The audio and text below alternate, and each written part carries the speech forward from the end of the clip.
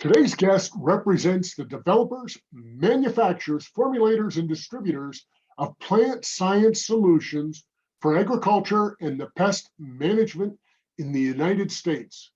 Come with me as we learn more.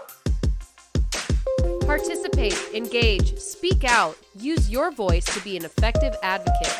The Voices in Advocacy podcast examines the diverse landscape of advocacy, exploring the ins and outs of building influence, driving change, and creating champion advocates. It's now time for the Voices in Advocacy podcast with your host, Roger Rickard. Welcome to the Voices in Advocacy podcast, and I hope you are enjoying season 4. I'm Roger Rickard, president and founder of Voices in Advocacy, where we work with organizations to inspire, educate, engage, and activate your supporters by turning them into effective, influential advocates.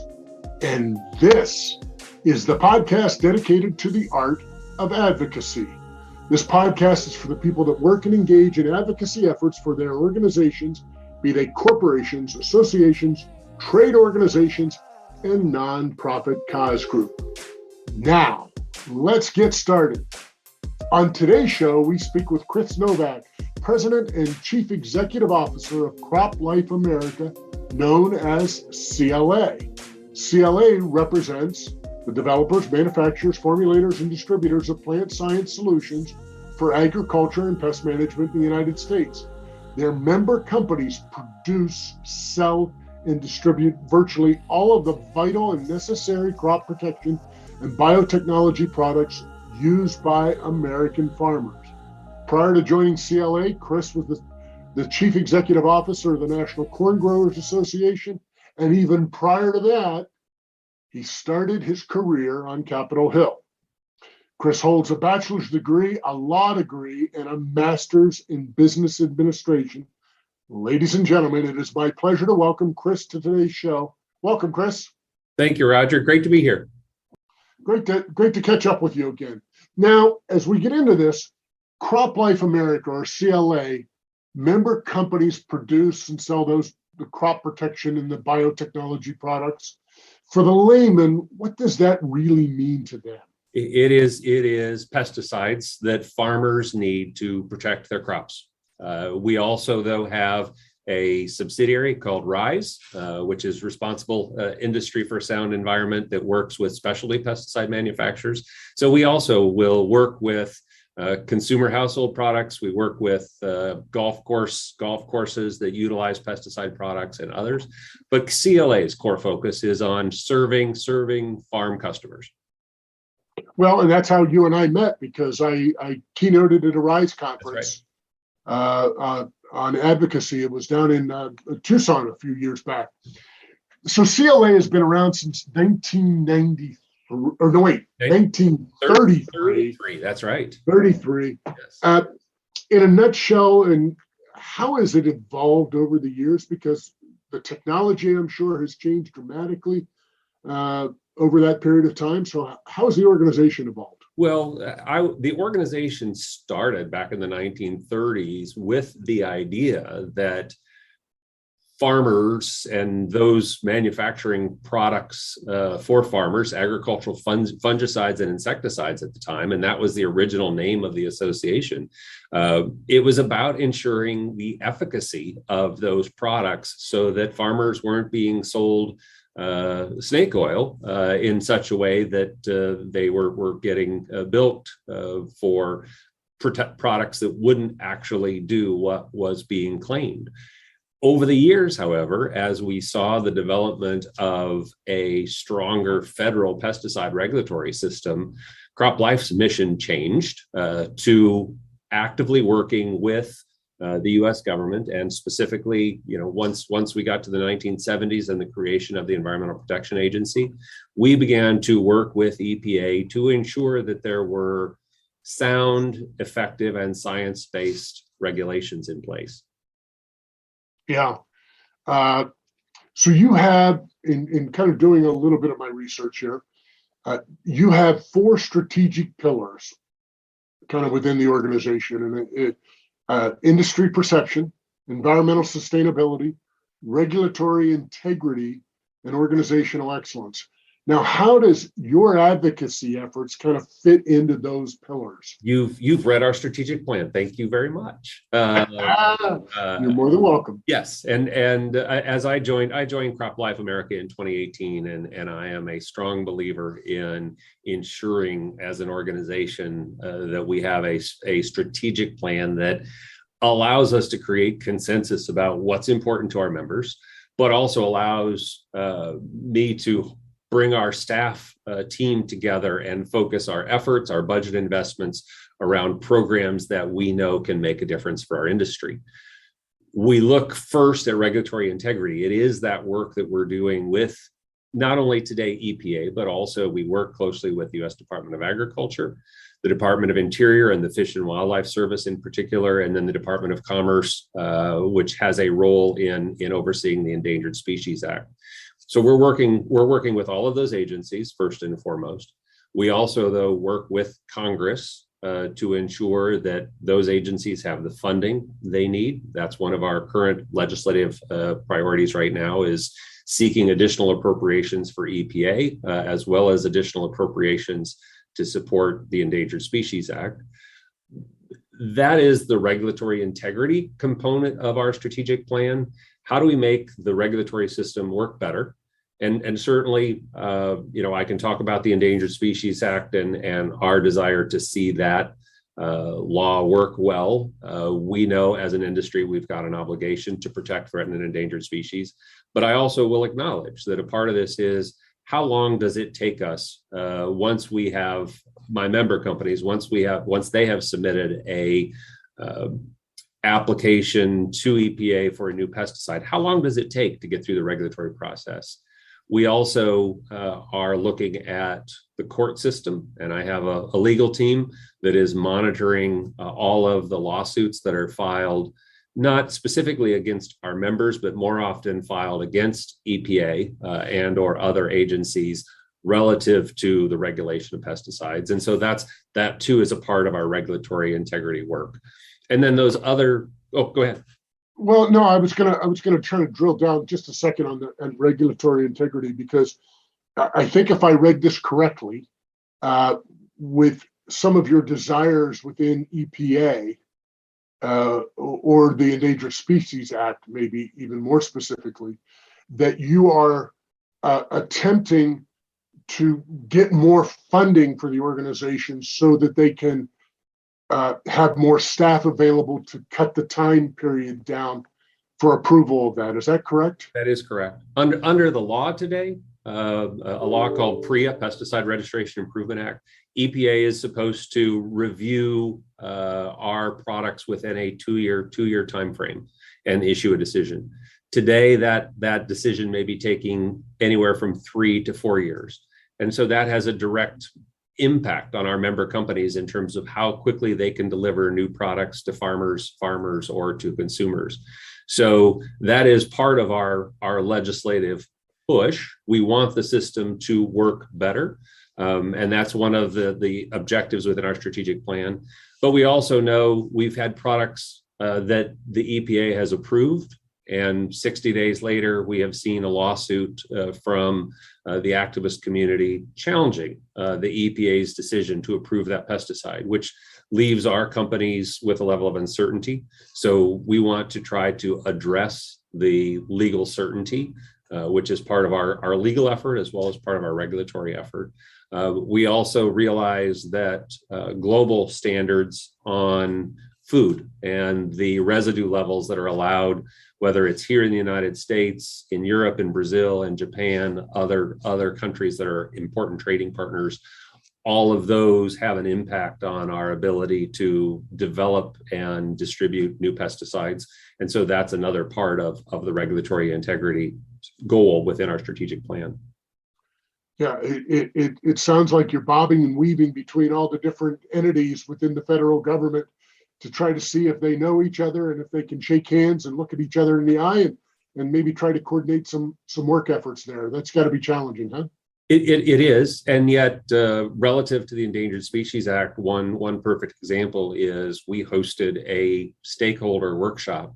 We partnered with an NGO, Defenders of Wildlife, to bring together other environmental organizations, other agricultural organizations, our member companies, as well as EPA and the Fish and Wildlife Service. And that idea of let's sit down at the same table, let's share ideas and information.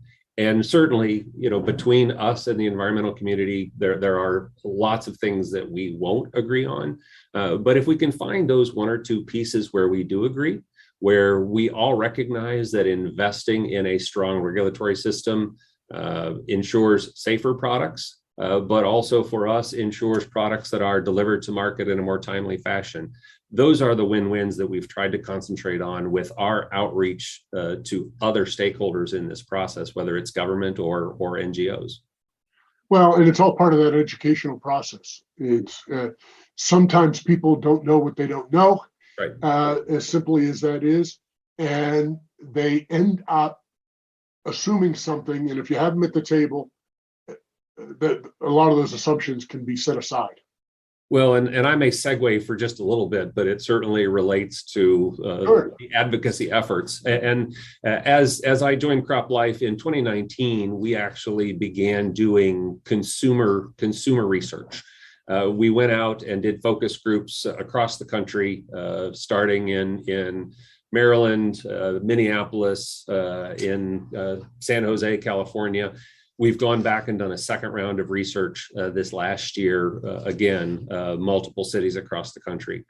Our purpose was to identify first, what is it that consumers know about pesticides, but also to visit with them about different things that we are doing in the industry to see what are the points that they care about, and what are the aha moments for a consumer that help them understand that there is a regulatory system that is designed to protect their health and safety.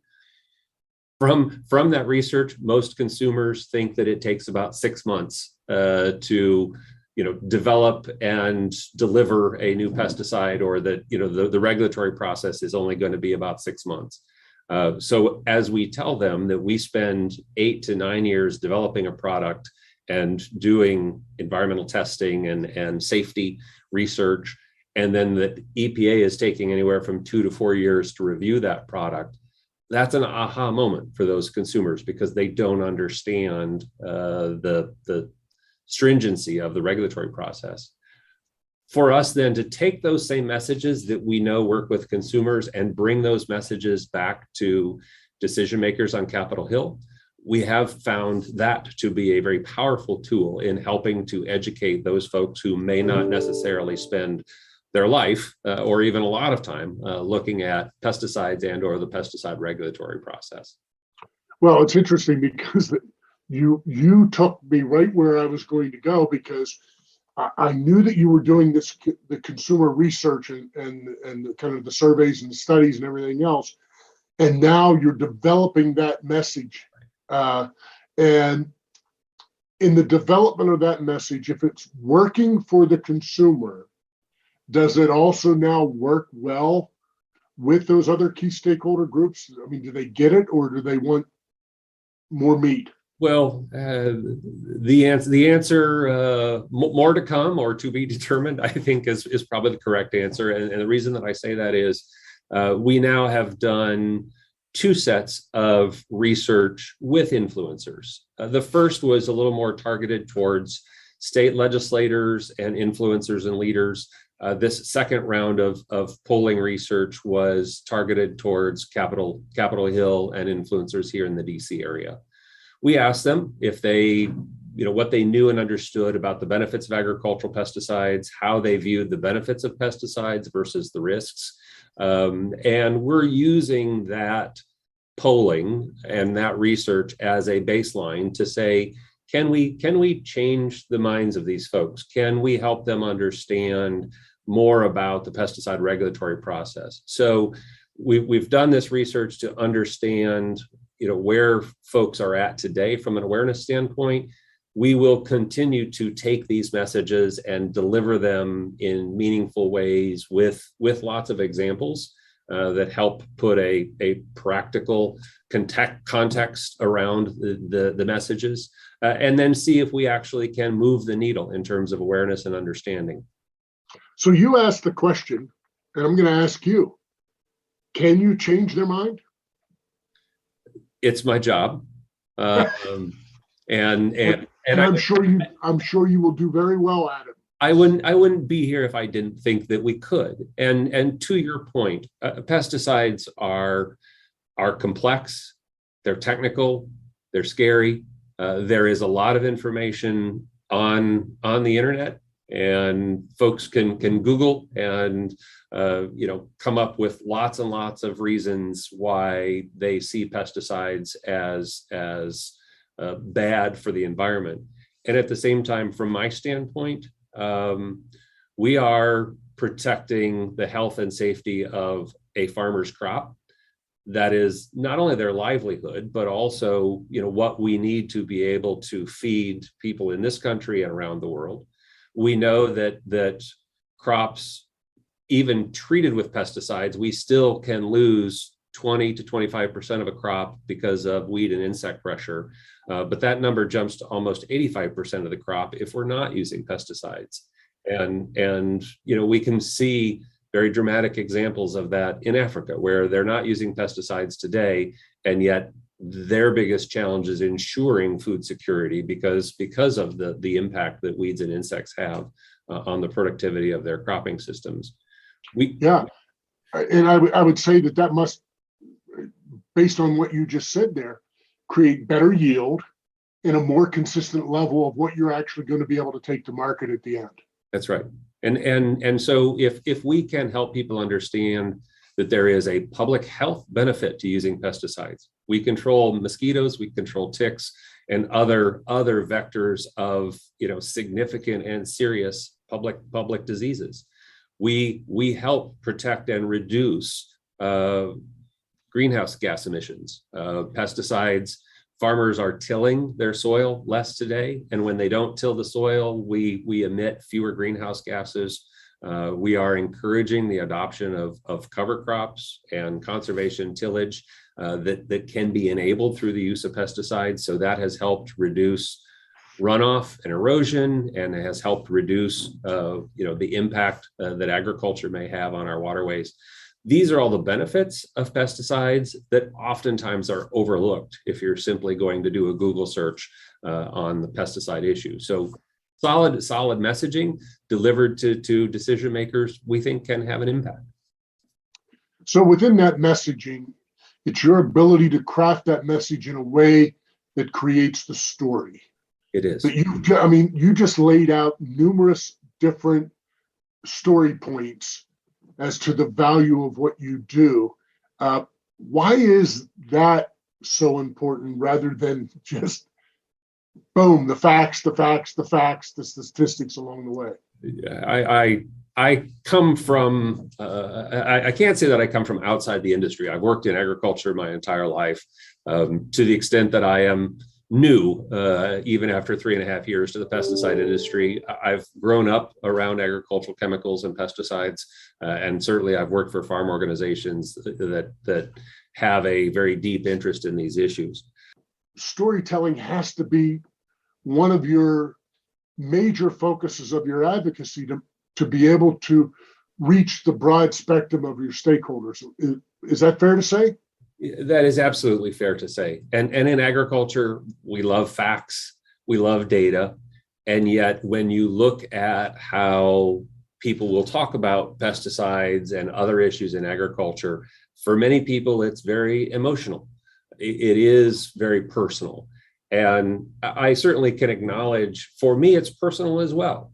Growing up on a small farm, knowing how my dad farmed 50 years ago, the moldboard plow, the disc, the spring tooth, the harrow, all of the tillage passes that we did on the farm, and yet also the witnessing of our ditches in the wintertime that were black with soil that had blown off of our fields. And today, the tenant who farms our land is using no-till or minimum till practices. And so we've got crop residue.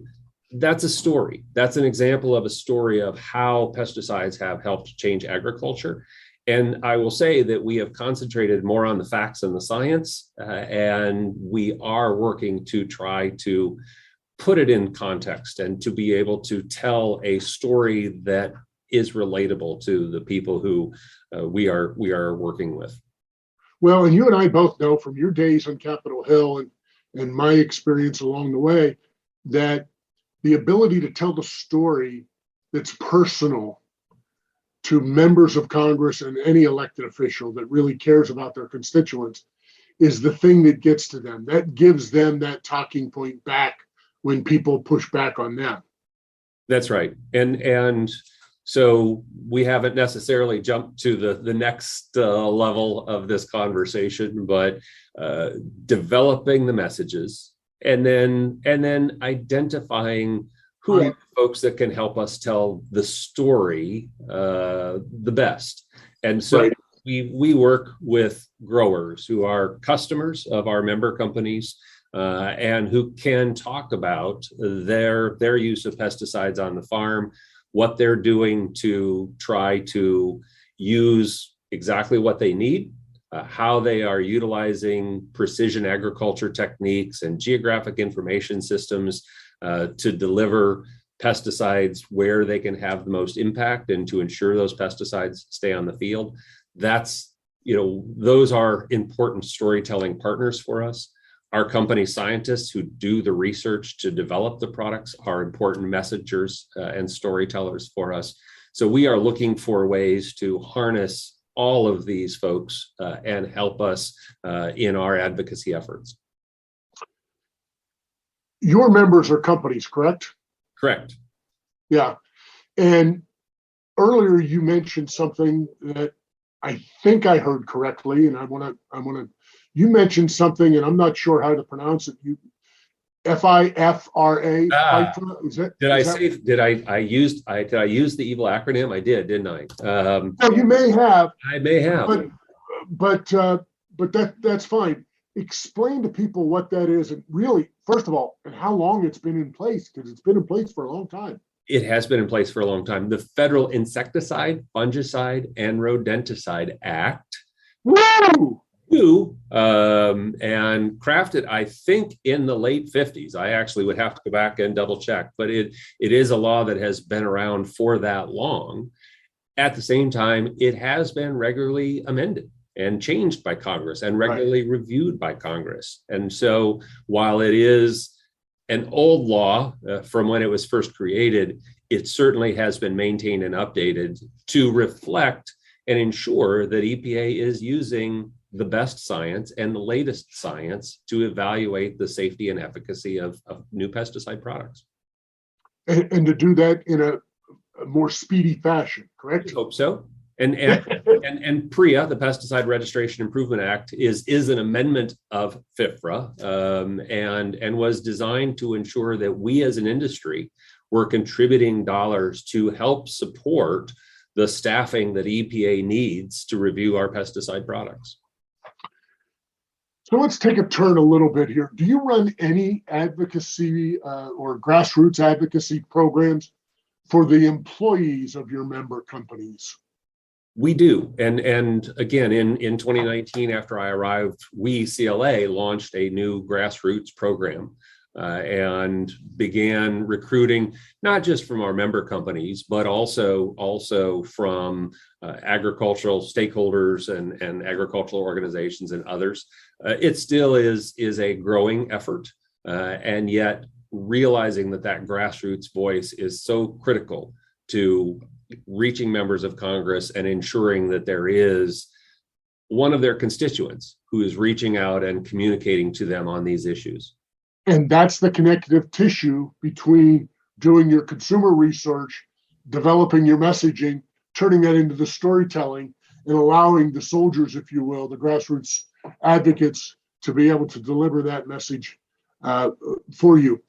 How do you train them to become effective and more influential?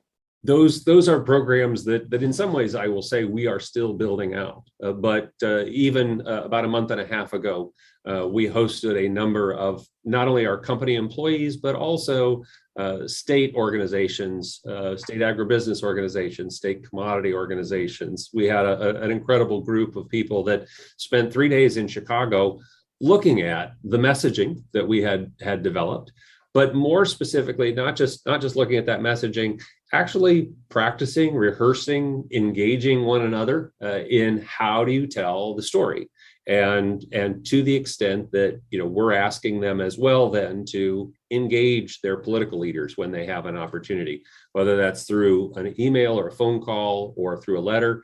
We're encouraging folks to learn and understand these messages, and then to take these messages and incorporate those into their personal story as they're reaching out to decision makers. Yeah, and to be able to develop those relationships in advance of really any major need, if you will, per se. I know this is going to really sound almost ridiculous when I ask you this question, but I'm going to ask it anyhow. Why is political influence and advocacy so important? For us, as an industry that is heavily regulated, that need to help people understand,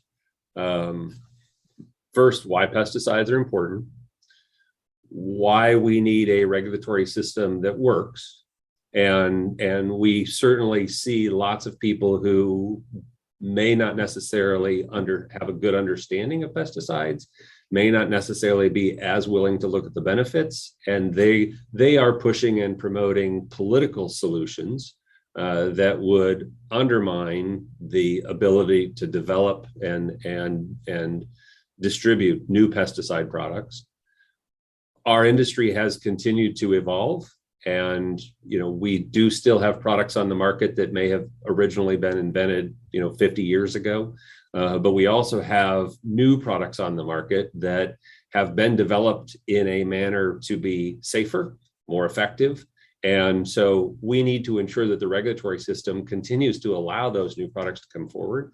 And that's where we have to be able to tell the story to ensure that Congress doesn't make political choices that regulate or restrict pesticides, but also that we are ensuring that the regulatory system itself is still focused on sound scientific principles.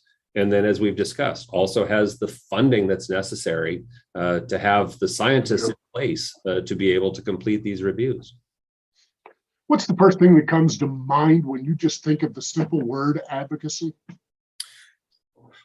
I will go back to being a brand new college graduate, going to work on Capitol Hill for U.S. Senator Charles Grassley, and first having constituents from Iowa walk into the senator's office, and I would be sitting down with them, sometimes by myself, sometimes with the senator, and they would be telling their story about the types of changes that they needed to see in our federal laws and regulations.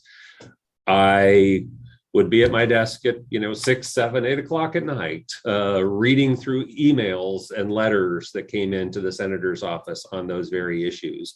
And those were important to me. If you think about a 22-year-old kid or 23-year-old kid who's just graduated from college, the learning that you have to get up to speed on these issues, and the letters and phone calls and the opportunity to have conversations with constituents was an important part of helping develop my understanding of those issues so that I could help advise the senator.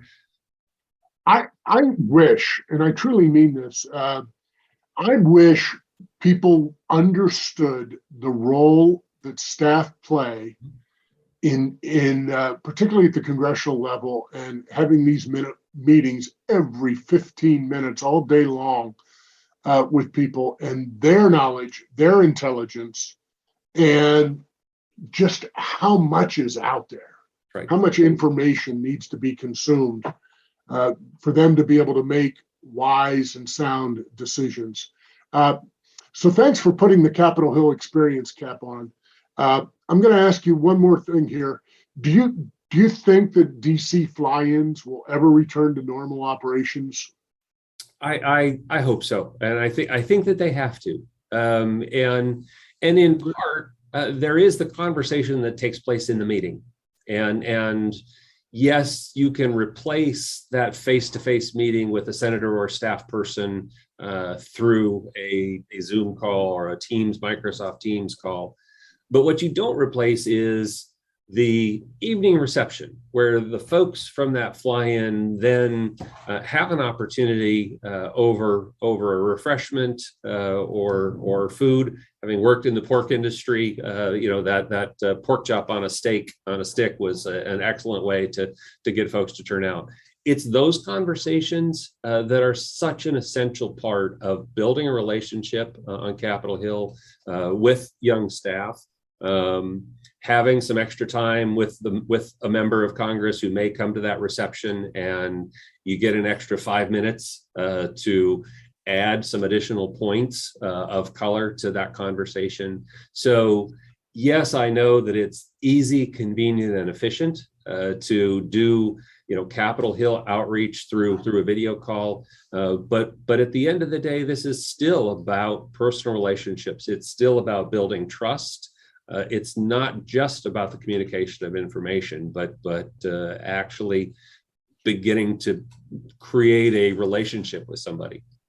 You just can't replace face-to-face engagement. There's just too many touch points. I couldn't agree with you more. Two quick questions to end this off with. Where do you go at this stage of your career for any kind of additional education? I have been blessed over the last 7 years to be a co-chair for a group of peers. We call it the Agricultural CEO Council, and it's not inclusive of everyone. We've wanted to keep the membership somewhat small, but whether it is as we came through COVID and had conversations in terms of what were our respective office policies, how are we managing return to work and vaccination? But we also were working to ensure that agriculture workers were essential and had access to vaccinations early in the process. We've worked together most recently with USDA on food security issues and concerns. That network is so vital to me in terms of learning, understanding, seeing how my peers are addressing and managing issues, from organizational management to relationships on Capitol Hill. What a great brain trust. And then what do you think is the best professional tip you've ever received over your career? That was easy. How do you eat an elephant? One bite at a time. We have through my career, I've had so many large challenges that confront you, and to the extent that those challenges can seem overwhelming, but at the same time, if you sit down with the right group of people and take some time to reflect and think, you can actually take those large challenges and break them into parts. And that allows you to begin attacking a problem in a very systematic fashion. And so, we're always going to be confronted by numerous challenges. There's always going to be more challenges coming at us than what we can handle at any one given time. But to know that you can break those challenges into subparts and begin to attack those one at a time. And again, the benefit of a strategic plan, it keeps you focused and moving forward over the long term, even when there may be, disruptions or distractions that hit you along the way. Chris, how can people learn more about CropLife America? CropLifeAmerica.org is our website, and as a part of our advocacy effort, we've put more of our position papers online. Our membership is listed online. We are posting the regulatory comments that we submit. So trying to create far more transparency for our members, but also for the stakeholders who may be interested in pesticide issues. Chris, you're a great spokesperson for your organization. You do wonderful work. You work hard at it. I want to thank you very much for being on the show today. That's a wrap of our wonderful conversation that we've had here with Chris Novak, CEO of CropLife America. Thanks, Chris, for being on the show and being so insightful today. My pleasure. Great to see you, Roger. Thank you so much for the opportunity. And thank you, and all the best. Let's face it, Today's advocacy arena is just plain noisy. Organizations are stretched. You need every advantage to make sure your issue gets the attention it deserves and your voice heard. The RAP Index is the best way to do just that by finding your stakeholders' relationships and engagement power. Get past the noise. Know who your people know. Go to rapindex.com. That's rapindex.com and tell them Roger sent you for a special offer.